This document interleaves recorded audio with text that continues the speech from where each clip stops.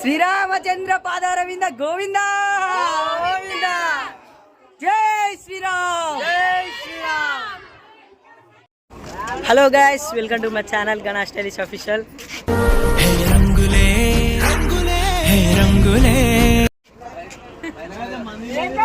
ఈరోజైతే మనం ఎక్కడికి కుంభమేళకి అయితే వెళ్తున్నాం.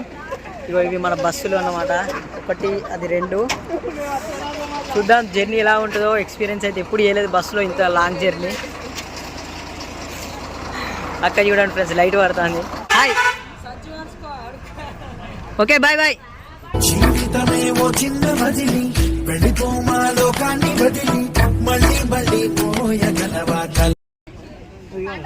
అక్క హాయ్ చెప్పు. హాయ్ హాయ్ చెప్పు. అదే చూడద్దాం మనని.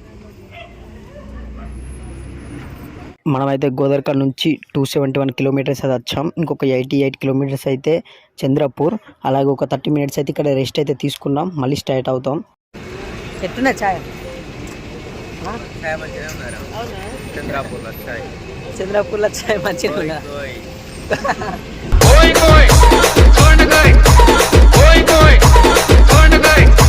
ఇప్పుడు మనం వచ్చిన ప్లేస్ రామ్టెక్. ఇది నాగ్పూర్ నుంచి 44 కిలోమీటర్స్ వస్తుంది అనమాట.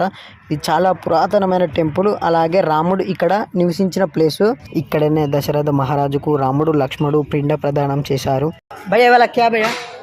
ये राम लक्ष्मण है, ये ऋषि मुनि है, वो पंडित जी है जो दशरथ जी के पिंडदान कर रहे हैं, मासिक पिंडदान बोलते हैं। कौन को कर रहा?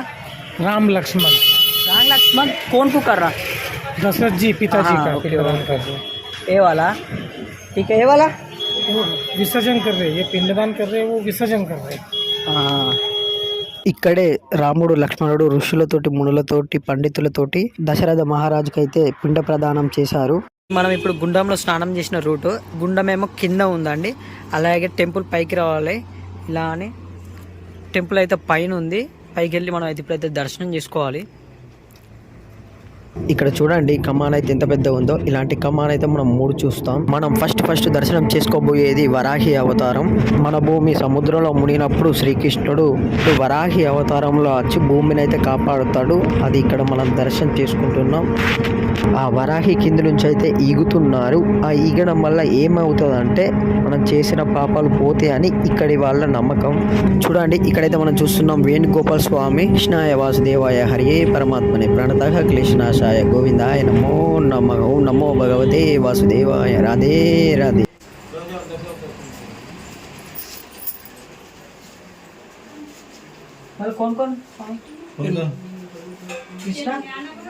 कृष्ण बलराम सुभद्रा। ये मेन टेंपल है। मेन टेंपल ये पुराना और ऊपर पुराना मेन टेंपल ऊपर है। హాయ్ గాయస్, ఒకసారి చూడండి వ్యూ అయితే అదిరిపోయింది. వా బ్యూటిఫుల్. కిందికి మళ్ళీ ఎక్కడికి పోతుంది అన్నారు 3 కిలోమీటర్స్. అక్కడికి వెళ్తుంది రాక అది టెంపుల్. అది అదిందా మెయిన్ టెంపుల్. మెయిన్ టెంపుల్ కింద పాతది మెయిన్ టెంపుల్. ఇప్పుడు పైన కొత్త గట్టిలు అన్నమాట. ఇదే మెయిన్ టెంపుల్. చూడండి ఫ్రెండ్స్ ఎంత బాగున్నాయో. చెప్పక్క.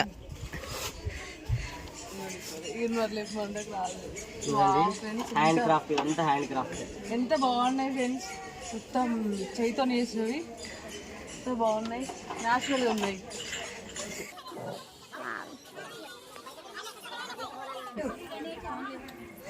ఫైనల్లీ మనమైతే రామ్టెక్ వచ్చేసాము. చూడండి ఎలా ఉందో టెంపుల్. చాలా అంటే చాలా బాగుంది. మొత్తం వ్యూస్ మొత్తం చూపెట్టు. వావ్, చాలా అంటే చాలా బాగుంది టెంపుల్ అయితే.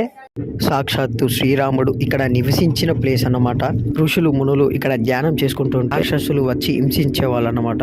అప్పుడు శ్రీరామచంద్రుడు వచ్చి వీళ్లకు ప్రతిజ్ఞ చేశాడన్నమాట. ఈ రాక్షసుల ద్వారి నుంచి నేను కాపాడుతా అని చెప్పేసి. రామ్ టెక్. టెక్ అంటే ప్రతిజ్ఞ, అర్థమైంది కదా. రామ్ టెక్ అని అయితే ఎందుకు వచ్చిందో పేరు.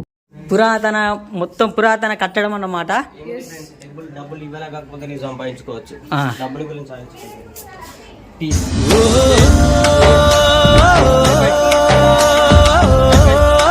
ఇదే అండి లక్ష్మణ స్వామి టెంపుల్. లోపలికి మొబైల్ ఫోన్స్ అయితే అలో లేదు. నేను ఎవరు చూడకముందు అయితే వీడియో తీశాను మీ అందరికి చూపించాలని. అలాగే లక్ష్మణ స్వామిని చూడండి ఎంత బాగున్నాడో. సీతమ్మ వారు ఎంత బాగున్నారు. రిజిస్ట్రేషన్ అంటే మన అప్పట్లో ఇది ఒరిజినల్ అన్నట్టు. ఇక్కడ మీకు రాముడు వాడిన ఆయుధాలను అయితే నేను చూపిస్తాను. ఓం నమో లక్ష్మీ నారాయణాయ. గోవింద గోవింద. జై శ్రీరామ్, జై శ్రీరామ్.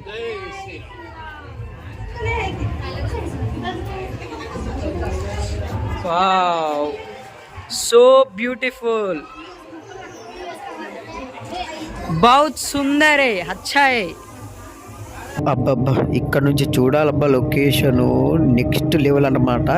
ఇక్కడ అసలు మేము భూమి మీద ఉన్నామా లేకపోతే ఆకాశంలో ఉన్నామా అన్న ఫీల్ వస్తుంది. ఎందుకంటే అక్కడ చూడండి చిన్న చిన్న కనిపిస్తున్నాయి ఇల్లులు. ఇక్కడ టెంపుల్ కూడా ఇక్కడ నుంచి చూస్తే కరెక్ట్ క్లారిటీగా కనిపిస్తున్నాయి. ఆల్మోస్ట్ మేము ఆకాశంలో ఉన్నాం. ఆల్మోస్ట్ ఏంటి మేము అసలు ఆకాశంలో ఉన్నాం. కిందికి చూడండి మొత్తం చిన్న చిన్న కనిపిస్తున్నాయి.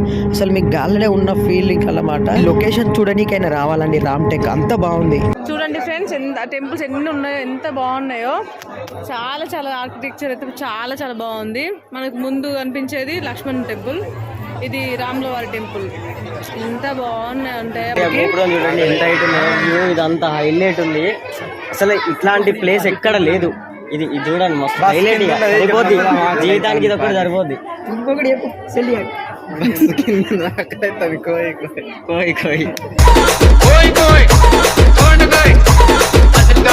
చూడండి, ఇటు కిందికి చూస్తే ఎన్ని ఇల్లులు, అట్లా ఇటు ఇల్లులు ఉన్నాయి, అటు సైడ్ అటు మొత్తం పొలాలు. ఎంత బాగుందంట వ్యూ. శ్రీరామచంద్ర పాదారవింద గోవింద గోవింద. జై శ్రీరామ్, జై Shri Ram. Never before ever after ఇట్లాంటి లొకేషన్ హైలైట్ ఉంది. లైఫ్ లో ఒక్కసారైనా ఇలాంటి టెంపుల్కి రావాలబ్బా. ఎందుకంటే మనం ఎంత సంపాదించినా కానీ తర్వాత ఏం చేయలేము. ఇలా ఒకసారి ఎంజాయ్. అటు చూడండి వ్యూ ఎంత బాగుందో. అవి లేక్స్, అవి కొలనులు అంటారు కదా, అవి ఎంత బాగున్నాయి. చాలా చాలా న్యాచురల్ వాటర్, అంత బాగుంది అంటే అంత బాగుంది. హాయ్ గైస్, ఈరోజు అయితే మేము రామ్టెక్ వచ్చాం. అలాగే ఇక్కడ టెంపుల్స్ చూస్తే చాలా అంటే చాలా బాగున్నాయి. ఇవన్నీ పురాతనమైన టెంపుల్స్ అన్నమాట. చాలా అంటే చాలా అద్భుతంగా ఉన్నాయి. పైనుంచి చూస్తే వ్యూ మాత్రం అదిరిపోయింది. మీరు కూడా ఎప్పుడన్నా రావాలనుకుంటే ట్రై చేయండి. ఇది నాగ్పూర్ నుంచి 44 కిలోమీటర్స్ దూరంలో ఉంటుంది. చాలా బాగుంటుంది. మీరు కూడా ఫ్యామిలీస్తో రండి, చాలా బాగున్నది.